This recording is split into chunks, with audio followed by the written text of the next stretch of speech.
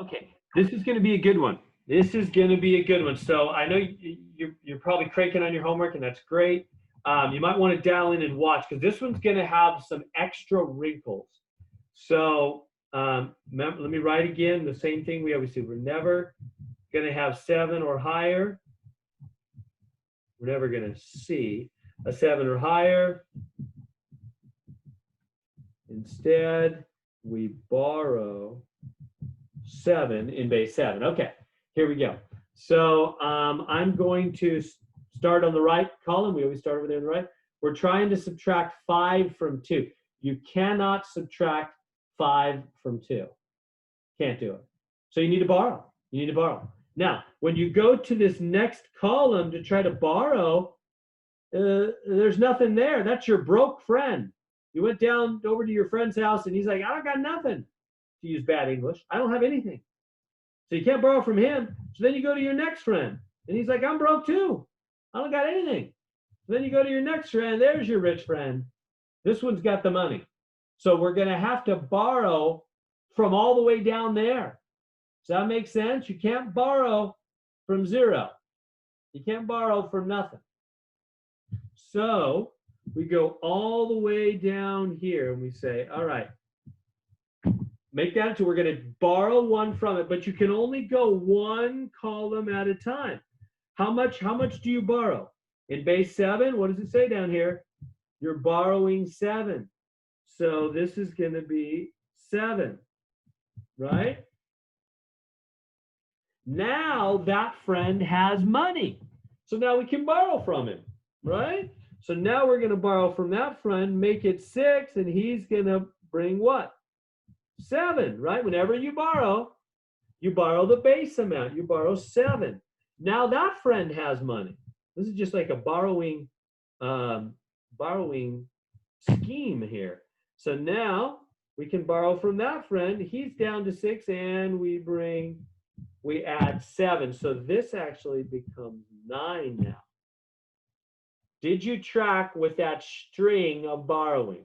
It all started back here with the rich friend, borrowed 1, but whenever you borrow, the next column gets the base amount, which is 7 in this case. So we would get 7, but then we would borrow 1 from it and bring 7, and then borrow 1 from it and bring 7. That made this 9, because we already had 2 there. 7 and 2 is 9, minus 5 is 4, and then 6 minus 4 is 2. And then 6 minus 6 is 0. And then this is just 2, and we're done. 2024. So that's about as tricky as it can get. That's borrowing in base 7. Borrowing in base 7. Does that make sense? Questions I can answer on that?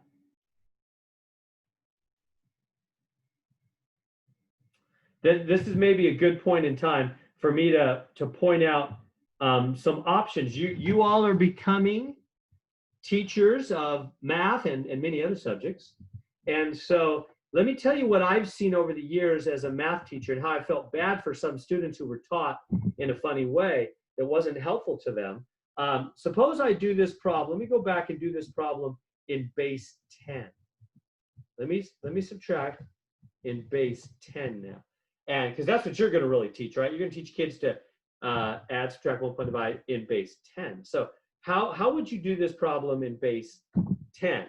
Well, it's the same basic idea, right? You would need to come over here and borrow from this guy, make it a 2, and bring a 1 here, right? So you really just added 10. See how that's really adding 10? Because it was 0, now it's 10. And see how we are just adding the base number, right? It's the same thing. You see how it's exactly the same. Whenever you borrow the base number. So I borrowed 10. And then you would cross out the 10. Now you can borrow from this friend, make him 9, and bring 10. You always borrow the base number.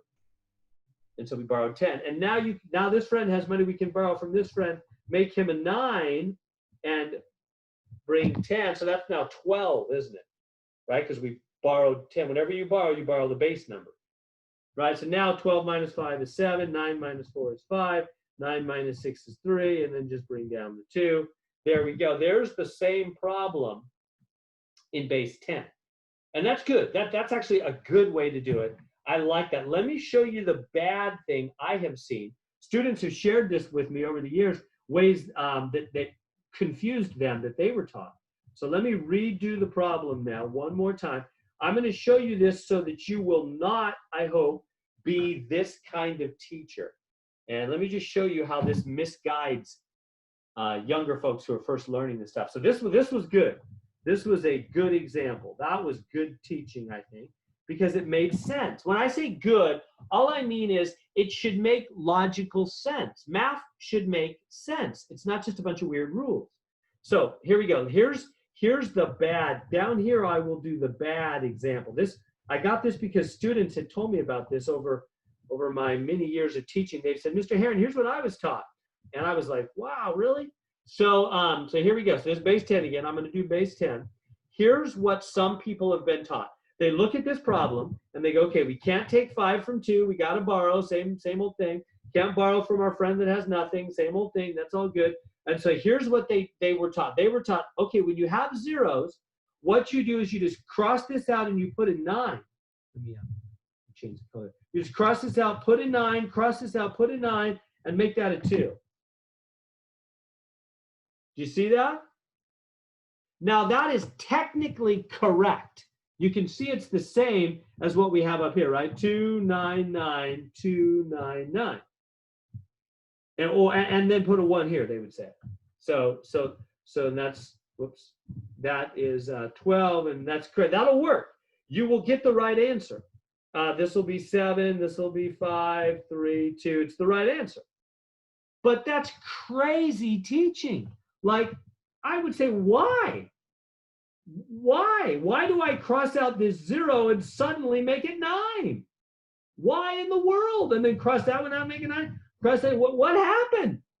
And the students would tell me, my teachers just said, that's just the rule. That's just the rule. Oh, please, I know you don't want to be that kind of teacher, right? See what damage that would do to young little minds? That would tell them that math is just a bunch of strange rules. Nobody really knows why. We just do funky things every now and then, and that's just the rule. Oh, how terrible. How terrible. What damage to do to a young mind to help to cause them to start thinking about math like that. And that's going to make math really hard for them if they're just always looking for totally strange rules that have no connection to logic or truth or good reasons for things. Math is not that. Math is logic in motion. Math is truth carried out, right? See how much better this explanation is, right? We borrow from the 3, make it 2, bring a 1, that's 10, and then we borrow from the 10. That's why it's 9, because it was 10 and we took 1 away from it. And then this was 10 and we took 1 away from it. And this 1 came here, right? That makes sense, doesn't it? You want to reason with the people you teach. You want to show them that math makes sense. And that will make it seem so much more accessible to them. It won't seem like this weird, crazy thing that it's not. That it's just a bunch of weird rules and you just got to memorize those. How boring, how difficult. You don't want to make math appear that way because that's not what it is. And that will make it hard for younger folks. All right, so getting back to it, don't be that kind of teacher. Be the kind of teacher that shows people the reasons why we do what we do on things, all things we do in math.